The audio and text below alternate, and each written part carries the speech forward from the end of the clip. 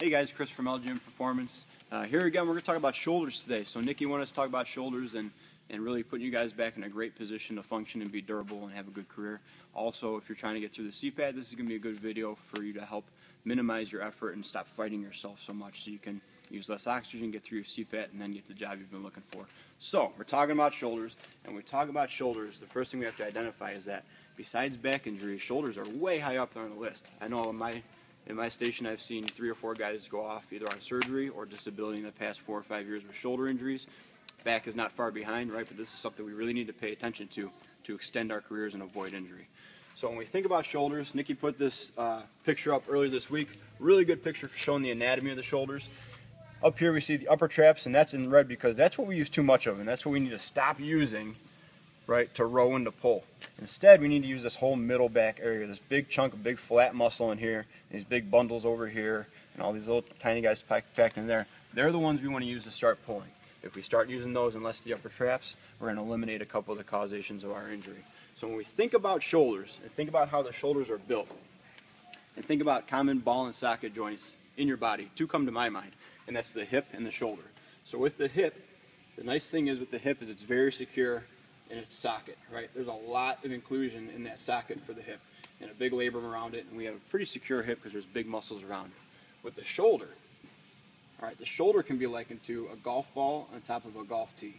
All right, and there's a little tiny fat labrum around there, and that's about it for shoulder inclusion in the socket. The rest of it is just muscle, right, and connective tissue and all kinds of muscles coming through and webbing up and go through your collarbone and connect to it. So it's a giant net just hanging on to that ball and socket joint. And it's super mobile and super awesome for moving around, but think of it as a tug of war. If one pulls too hard, the other one has to let go a little bit. If one twists, the other ones have to rotate around it. And that can really put us in some bad situations. If we're in a bad position to start with, it only gets worse from there. So by eliminating these upper traps, okay, we take care of one of the problems, is that we put our shoulder blades down. The other problem we have is anterior glide. So meaning when the shoulder comes forward in the socket. If you have both those, right, this is the mechanism for that labral tear or any kind of shoulder dislocation. It happens a lot from behind if with a hit in sports, hopefully not in the job.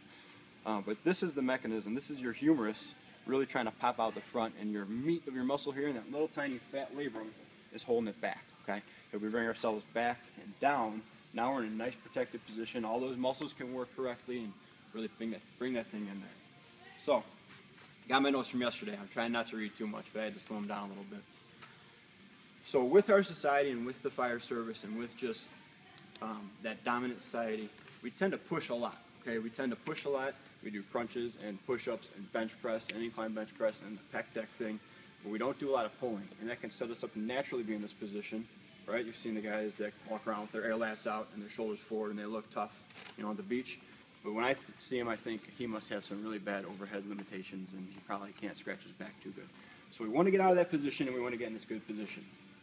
Down and back is the key. So with that, you might see this on the fire ground, right?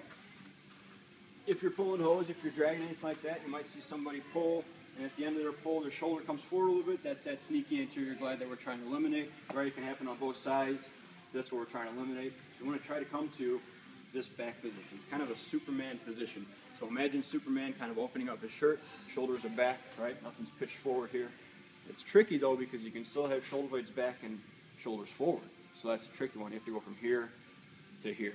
So when we train in the gym, big things to think about, right? If we're doing rows, and this can be any row, this can be on rings, it can be on a bar, it can be pulling a sled, it can be pulling that hose.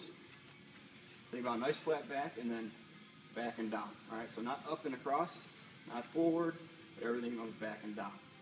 All right, if we're talking about pulling up, like we're lifting a backboard or lifting a patient or lifting a fan or something like that, same thing applies.